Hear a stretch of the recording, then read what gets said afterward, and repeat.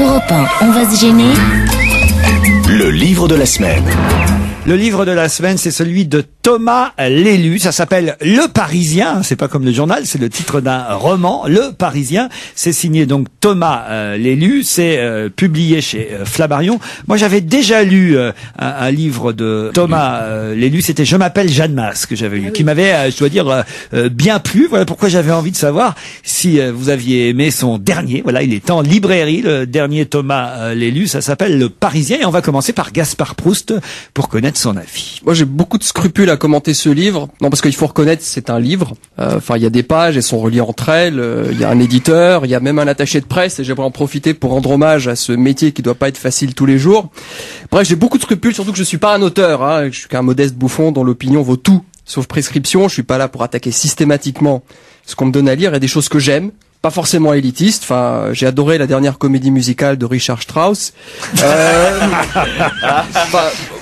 Moi, vraiment, non, mais vraiment, je suis comme vous, les auditeurs. Moi aussi, le matin, pour lutter contre la mauvaise haleine, j'avale vite fait une cuillère à soupe de truffes râpées sur un lit de caviar et sa décoction de substances séminales de Roger Descalanques, façon Tourneau Rossini, flambé au vieil Armagnac, mousseline d'oursin vietnamien, sauce napalm, en vessie de rascasse sous dialyse et son postillon du pêcheur, donnez-moi un seau, je vais vomir. Enfin bref, beaucoup de scrupules, mais par chance, à la page 67, l'auteur nous dit qu'on parle en bien ou en mal de toi, pourvu qu'on en parle.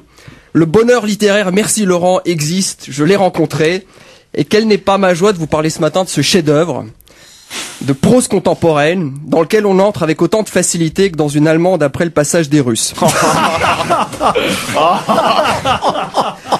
Car dans ce livre, Le Parisien de Thomas Lélu, il y a tout le meilleur de la littérature actuelle. On y retrouve la pureté stylistique des premiers Jojo Lapin,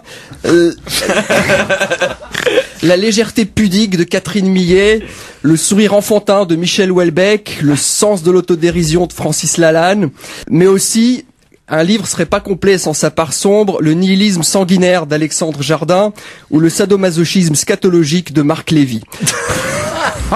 On y retrouve même du Flaubert, qui dans cette œuvre brille par son profond absentéisme.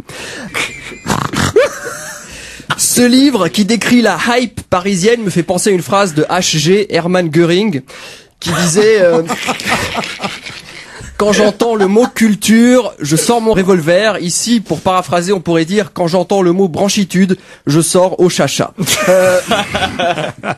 Alors vous l'avez compris, ce livre, il faut le lire au moins au 100e degré, parce que c'est à 100 degrés que l'eau se met à bouillir, et je pense qu'on tient entre les mains un chef-d'œuvre de l'état gazeux. Alors le pitch est colossal. Bonjour, j'ai 33 ans, je n'ai plus de cerveau, la raison est simple, je suis tombé amoureux. Combien de temps et d'idoles il aura fallu déboulonner avant d'en arriver à ce limpide constat? Oui, une éjaculation, c'est toujours une fuite des cerveaux. Je laisse encore une minute pour que tout le monde comprenne. S'ensuit un journal haletant de cette descente aux enfers dont l'intrigue se résume à « Suis-moi, je te fuis, fuis-moi, je te suis, et si tu as un iPhone avec un GPS, prends garde à toi » et de dialogues dignes du plus adolescent des chats MSN. Alors au début on est un peu surpris, l'auteur accumule les phrases, les détails, on se dit où est la chute? Ça fait beaucoup penser à l'humour de Gaspard Proust. Alors par chance, très vite l'auteur nous sort de ce brouillard et nous assène quelques considérations aussi sublimes que fondamentales sur l'amour. Alors je cite, ouvrez les guillemets, nous sommes parfois tellement pareils, virgule, parfois si différents, point, fermez les guillemets. Ou encore, ouvrez les guillemets, elle sait parfaitement ce qui m'énerve et en use pour voir ma tête et s'assure ainsi d'une certaine suprématie psychologique, point, elle me tient par les couilles, en quelque sorte, point. Balzac n'aurait pas dit mieux.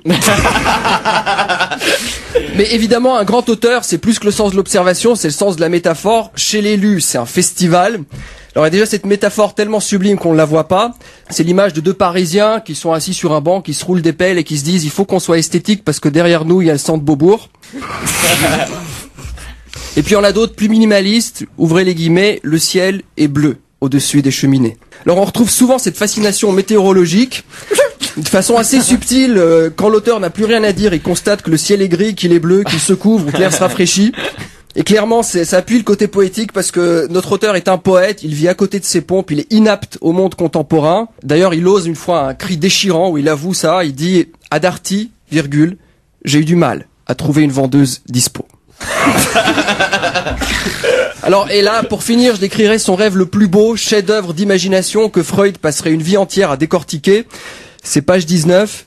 Ouvrez les guillemets. Je rêve de Chloé, nue sous la douche, entourée d'hommes. Je la vois alors à genoux, entourée de queues qui effleurent son visage. Alors c'est assez remarquable, notez bien que même dans ses rêves partouzards, les hommes sont extrêmement délicats, puisqu'ils effleurent avec la queue, ils ne fouettent pas.